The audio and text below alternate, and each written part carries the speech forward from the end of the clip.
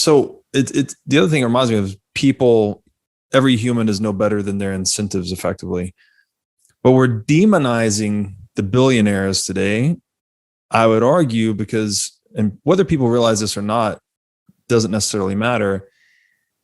It's that the middle class is being eroded through central bank intervention effectively. So then they start to just look at, my paycheck's the same. All the prices are going up. I'm getting crushed.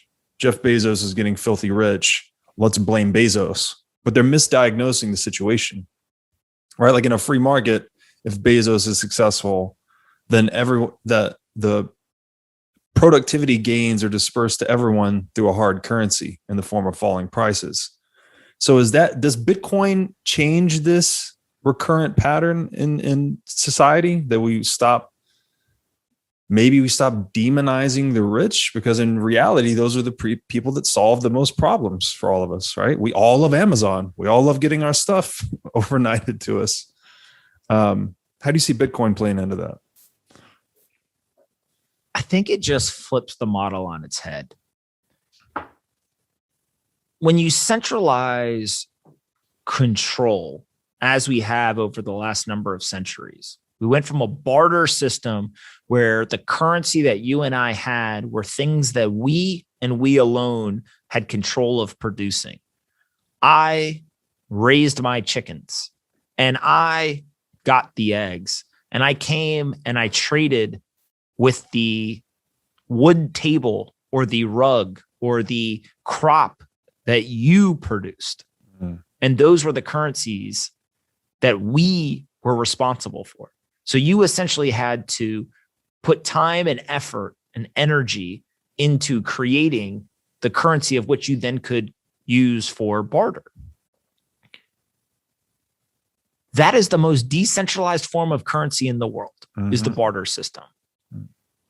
Over time, through a pursuit of efficiency, we began to centralize all economic activity until the ultimate culmination of centralization in central banks. Mm-hmm.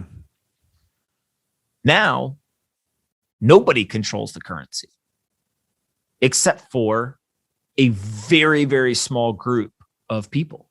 330 million Americans, plus however many other hundreds of millions of people around the world use the US dollar on an annual basis, all are susceptible to the decisions made by less than 100 people. Crazy.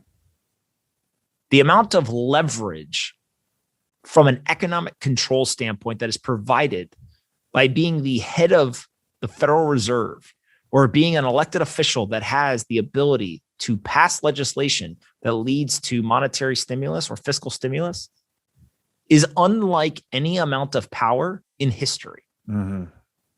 Through the leverage of centralized control of a currency. Mm-hmm. Bitcoin does not strip them of that power. What Bitcoin does is it actually says, keep that power. Continue to centralize it further. Continue to use the model of which you believe to be the globally dominant, superior model. And what Bitcoin does is it says, we are going to build a different model, and we are going to give free choice. We are going to actually allow the market to determine popularity rather than make it a zero-sum game of Bitcoin wins, dollar loses, or Bitcoin wins, euro loses. When you have competition, what we get, and what is actually the most important part of the competitive landscape, is the winner is the user.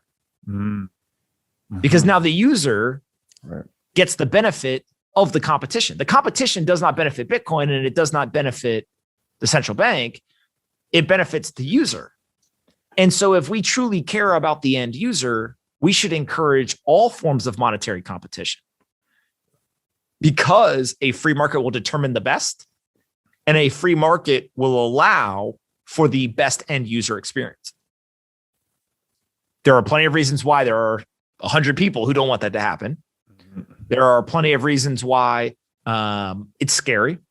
It is impactful regardless of the outcome of that situation. And there's a lot of unknowns along the way, including sequence of events, severity of events, kind of magnitude of pros and cons. Mm-hmm. We just don't know. Right. But I think if you look at it from a pure framework standpoint of competition leads to better outcomes for the user, you then can see a level of irony that is hard to ignore, in that we have a US government that is currently working on numerous antitrust legislation, inquiries, pressures, etc., on major tech companies that they accuse of monopolies while running a monopoly themselves over the economic control of an entire population. I don't have the answers, but what I do know is that when you look at the definition from an economics perspective of a central bank, there are two key components, which is one, it should be independent, and two is it should be reliable or predictable. Mm-hmm. So a level of certainty and a level of independence. There is no level of independence greater than a decentralized central bank, which Bitcoin has in their monetary policy and network construction. There is no higher degree of certainty than a programmatic, transparent monetary policy. And so when you have independence and certainty to the central bank, you have the most superior central bank. Mm-hmm. And we unfortunately live in a world where we made prior errors and cannot go back and correct them, where those centralized entities now have to continue to be unpredictable or risk system failure. Right. And so, although I rail against and call out the continuation of the errors of what is happening, it is not lost on me that they have no other choice. Right. They have a forced hand. It is like being told, do the wrong thing, but there is no other option. Right. So that then leads back to the only response you as an individual have is to go to the free market, to go find competition. And I think that is why Bitcoin has ultimately become so popular, is because people see it not necessarily as a replacement for the US dollar, the euro, or any other fiat currency, but merely as, at first, a complement in the store of value properties that it provides, which are non-existent in the legacy system. And so, as you, I, and many others have kind of, I think, accurately identified, what starts out as a store of value and a complementary feature is likely to grow to be something much more than that. Yeah. But at the outset, that is the most simplistic, kind of engagement or relationship between this decentralized programmatic monetary policy and the fiat system. Yeah, I love the framing of central banking premised on these concepts of independence, supposed to be independent of politics, essentially, and predictability, right? We need sound and reliable rules to build an economic strategy, to go out and deal with the unknown and to create businesses and compete and generate wealth. And to your point, it's like once that was compromised initially, the predictability and the independence, frankly, that the only direction that goes is accelerating unpredictability. And so every time we have an economic crisis now, it's like we've printed, the bailouts are an order of magnitude larger each time. So the unpredictability being injected into the money supply and hence the broader economy is just, it's exploding every time we have one of these crises.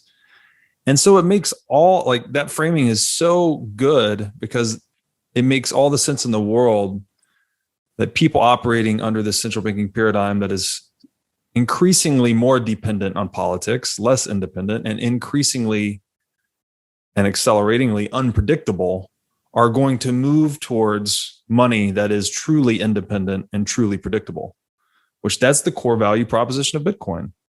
It's apolitical money. It doesn't matter what disputes or fights are going on in the world. No one can go and switch us from 21 million to 42 million or whatever it is.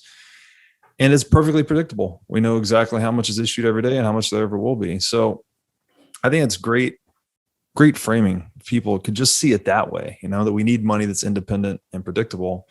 Definitely makes Bitcoin look good.